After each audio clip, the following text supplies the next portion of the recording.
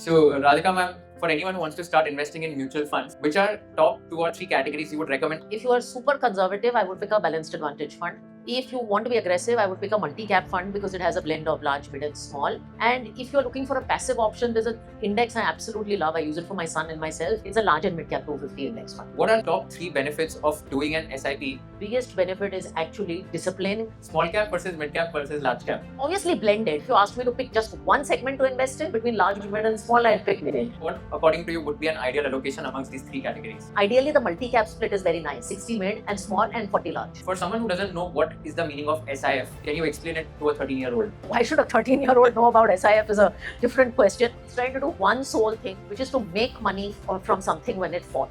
So, who is SIF for? Obviously, people who understand SIF, different SIF solve different problems. So I always tell investors, it's not about whether you want to invest in an SIF. Go see the SIF and see if it solves your problem. It's like asking who is medicine for? By medicine करती क्या है? It's solving a need for people who need tax efficient fixed income return. FD में पैसा डालोगे तो post tax you get nothing.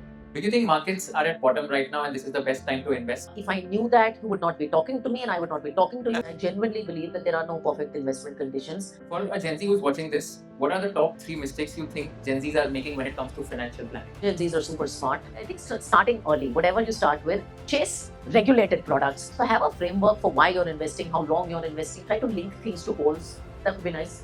Awesome. Thank you so much for doing this. Wonderful talking to you.